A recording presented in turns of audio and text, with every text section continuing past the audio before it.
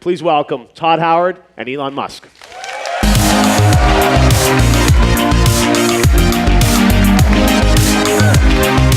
Yeah, I've actually been a big fan of your games for a long time. And I played Fallout 3 all the way, like, I really played that game a lot. In Fallout 3, the AI basically caused World War III, as I recall, or something like that. A little bit. I want to spoil it a bit. Well, I think part of the reason I got interested in technology, maybe the reason was video games. So, I probably wouldn't have started programming if it wasn't for video games, or wouldn't have been as interested in computers and technology if it wasn't for video games. So I think actually video games are a very powerful force for getting young kids interested in technology. And if you look at someone like, say, John Carmack, who's an amazing software engineer, but is also actually a really good aerospace engineer. Mm-hmm. And it shows, like, problem solving, I think, does transfer. Like, you figure out software engineering problem solving and transfers to other things. Carmack told me the best anecdote between video games and rockets. He said rocket AI is actually, for him, quite easy. Just thrust left, thrust right. Gaming AI is so much harder. The difference is when the game crashes, he presses reboot, and when the rocket crashes, it's a giant mess spread over several miles. Yeah. Yeah, there's some joke about, like, if reality was a video game, it's sort of like the graphics are great. The plot's terrible. Yeah. And the spawn time's really long. Now you're putting games on the Teslas, so that's different. Yeah. Actually, thanks for helping out on that. Appreciate it. Yeah, we are. We talked about that, and we said, hey, would it be pretty cool? So we're actually working together. Skyrim on it? That's a little, we're going to start a little smaller. So we are working on Fallout Shelter for the cars. Yeah, okay. So it'll be free, and you'll have your little dwellers on the screen, like they live in the car in some way. So it's a great starting point. Yeah. So how is this going to work with games? You've talked about Unity, Unreal, you're porting it all. Being able to put Tesla. So this you have to be in parked when you play these, or how does this work? Yeah. You have to park the car. Okay.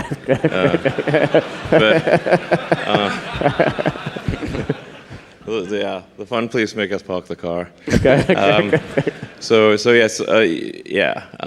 Like, we're also going to enable people to watch like videos, like streaming, through the browser. You'll be able to watch Netflix or whatever, YouTube, if the car is parked and connected to Wi-Fi. So if you're, like, say, at a supercharger station and you want to watch something, you can watch it on the screen in the car.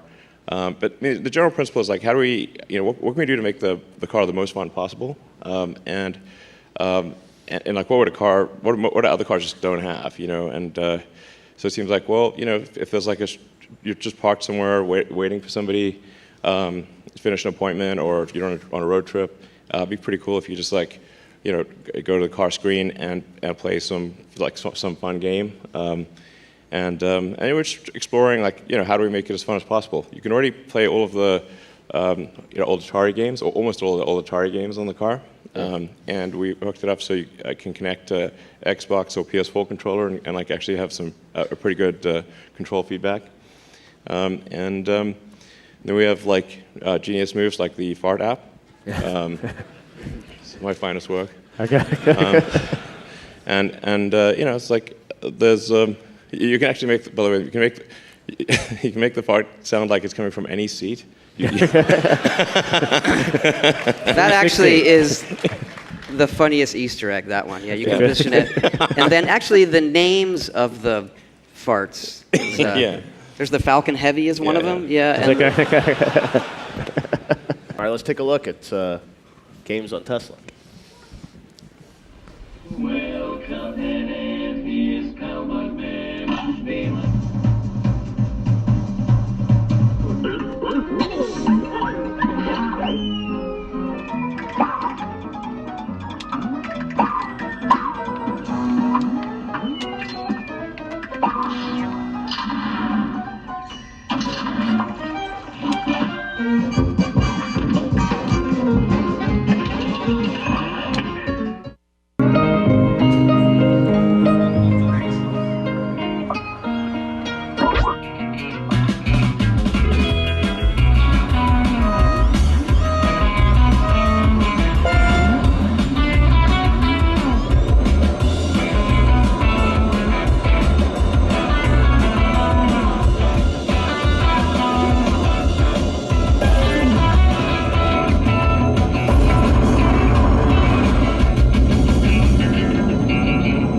obviously had our ups and downs with Fallout 76, but that our fans are incredible and have really stuck with us, and now it's really turned into one of the best online communities that we've ever seen. It's fantastic.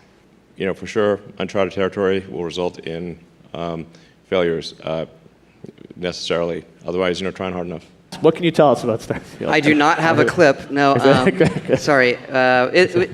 It's a game, but it still has an authenticity to, okay, this could happen. Yep. We talked like, what kind of fuel do the ships use? Like, we're using helium-3, which we can debate whether that's a good power source for spaceships, or how do the physics work in space and gravity and those kind of things. And that's where you get into, we have to gamify it some, so that it's not as punishing as actual space travel, but that it feels like, hey, traveling in space in our game is still, let's say it's like flight in the 40s, like it's dangerous. It's still dangerous to go and explore, but even though lots of people do it.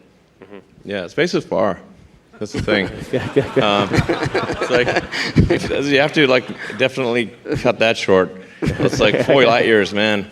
I mean, I think if you want to have a normal, based on known physics, like an antimatter drive would be the best, but that's still going to limit you to light speed, which is a long time.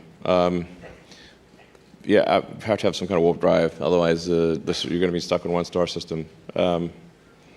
So, I mean, just honestly, sometimes I feel like we're in some friggin' video game, I'm like, why is it just possible to get to Mars?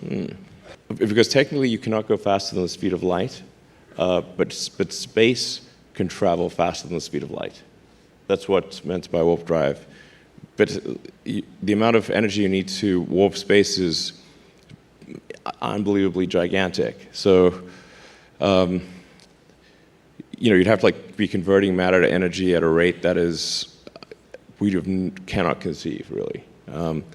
It can't be like something like, well, if we just convert 1 Jupiter per second to energy, then problem solved. That's a lot, and there's not many Jupiters. So, and there might be a bit of radiation around that. So, there are things like technically the universe did expand faster than the speed of light. That's why we can see light from all these super distant stars. People look at technology now, they always underestimate how fast technology moves. In the present day, they don't cast back, you look at things. But I think the self-driving and what's happening now is going to fundamentally change the world in ways that people can't even expect. And you think about our children might not even learn to drive because the cars will all be driving themselves around, or how it affects cityscapes or parking lots, alcohol consumption. There's just all these studies that are fascinating. Yeah, exactly. So if you look at what are the best self-driving stocks? Alcohol companies. Because and more games to play too on the gaming companies. Yeah. Exactly. There you go. Well, I mean, it's like video games have drove computing technology, especially GPUs, massively. It's that's really the only thing you need a GPU for was to have the game look better, and so those massive resources put into rendering games to be more realistic, and then those same GPUs ended up being very useful for neural nets, and gave a huge boost to AI. So sort of video games, better graphics to AI, and then that same thing is sort of quite key to self-driving. We get to a point where these games become more sort of indistinguishable from reality, and I'm curious about what do you think where do you think this goes ultimately as these games continue to improve, graphics get better, but then the simulation gets better? Do we reach this sort of singularity, this point where sort of the game and the world is the same thing, the simulation is imagine if we were to reach such a situation. That would be crazy. If you assume any rate of improvement of video games at all, then one or two things are going to happen. Civilization will end, or games will be so realistic you can't tell the difference between them and reality. I've heard a lot about this game, Cyberpunk. I like the theme. It's looks awesome. Yeah. And we're actually, that weirdly was what we decided to have our pickup truck as kind of like a cyberpunk themed pickup truck that Really? we'll be unveiling hopefully end of the summer. So it definitely doesn't look like a normal car. It looks like it should not be on the roads, and it will came be. out of a movie or something. But so you know, won't appeal to everyone, but it'll be something that's different, and you know, it'll be probably appeal to. I think I would buy it. I think it's about democratizing who can play. Right now, there's still a lot of barriers to, I want to play that game. Okay, I got to buy that. I have this. I have to be somewhere. So having that be that you can approach it like any other entertainment. Like, okay, I listen to music. It's quite, you don't think about it. There's so many ways to do it, and that's where games need to be, where it's ubiquitous. It's not just in our part of the world where people are connected well. It's other parts of the world that are growing, and these billions of gamers who are coming into the scene who don't have the access that we take for granted.